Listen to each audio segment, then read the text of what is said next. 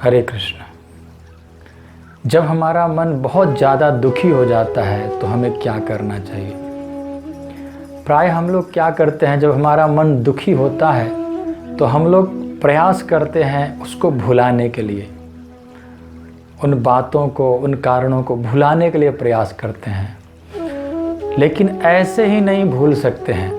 जब जब हम भुलाने के लिए प्रयास करेंगे तब तब हमको याद करना पड़ेगा, याद आएगा वो बात। तो ऐसे हम भूल नहीं सकते हैं उन कारणों को, उन बातों को। उसके लिए हमें उससे कोई अच्छे विषय पर चिंतन करना पड़ेगा, उससे कोई अच्छा हो। हमारा मन जो है एक 1-1.5 साल का बच्चे की तरह है। 1-1.5 साल का बच्चा को जैसे हम किसी को कोई खिलौना दे देते हैं, वो खेलता रहता है, और जैसे ही वो खिलौना हम ले लेते हैं तो वो रोने लगता है। तो हमको उसको शांत करने के लिए क्या करना पड़ता है? उससे अच्छा कोई खिलौना हो उसको दो, तो वो फिर शांत होकर के, मस्त होकर खेलने लगता है। वो पहले वाला जो खिलौना था उसको भूल जाता है, और वो अभी दिया हुआ जो अच्छा खिलौना है उसमें मस्त हो जाता है। तो उसी तरह हमारा मन भी है। हमारा मन जो है किसी कारणों से, किन्हीं बातों से हमारा मन जब दुखी रहता है तो उस समय हमको कोई अच्छा वस्तु देना चाहिए, कोई अच्छे चिंतन में लगाना चाहिए। नहीं तो ऐसे नहीं भूल सकते हैं। जैसे कोई बहुत शक्तिशाली नदी है, बहुत वेगवान नदी है, उसको हम यदि बंद करना चाहें तो बंद नहीं कर सकते हैं। उसको यदि हम चाहें, प्रयास करें तो हम घुमा सकते हैं, मार्ग बदल सकते हैं, लेकिन उसको बंद नहीं कर सकते हैं। उसी तरह जो हमारा मन है, इस मन को हम जो दुखी है जिस कारणों से, उसको बंद नहीं कर सकते, उसको भूल नहीं सकते हैं। हमको इस मन को घुमाना पड़ेगा, मार्ग बदलना पड़ेगा। जैसे नदी को मार्ग बदला जा सकता है, उसी तरह हमारा मन का मार्ग को बदल सकते हैं। लेकिन उन कारणों को सीधे हम यदि ब्लॉक करना चाहें तो नहीं हो सकता है। और इनको किधर घुमाना चाहिए? तो जिन काम को करके, जिन चिंतन को करके, जिन बातों को चिंतन करके, जिस विषय को चिंतन करके हमारे इतिहास में बड़े बड़े संत हुए। जैसे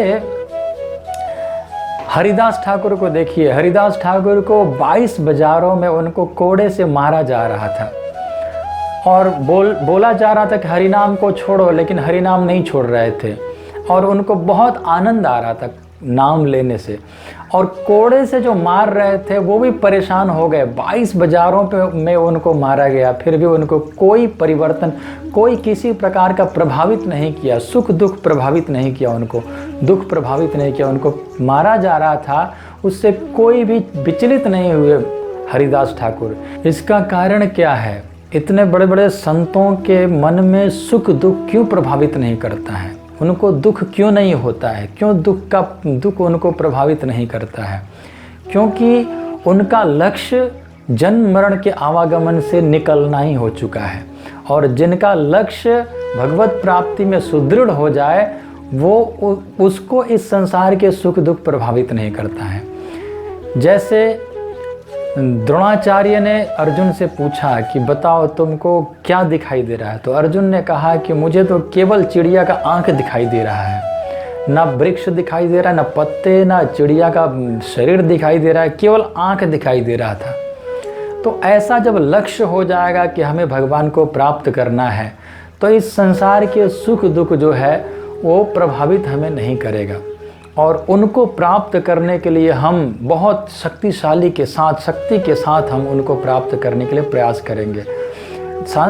रास्ते में जो कुछ भी आएगा उन सब को हम पार करते हुए दौड़ेंगे। जैसे गंगा जी है, गंगा गंगोत्री से बहती है, और बहते हुए रास्ते में कितने बड़े बड़े चट्टान आते हैं, बड़े बड़े पर्वत आते हैं, उनमें उलझती नहीं है गंगा जी। सीधे दौड़ते हुए सीधे गंगा सागर में जाकर मिलती है, कहीं रुकती नहीं है, कहीं उलझती नहीं है। उसी तरह जब हमारा जो दृढ़ निश्चय हो जाएगा भगवान को प्राप्त करने के लिए, तो हम कहीं भी छोटी मोटी सुख दुख में हम प्रभावित हमको नहीं करेगा, और हम बहुत ही आसानी से हम इन सुख दुख से बाहर निकल सकते हैं। हरे कृष्ण।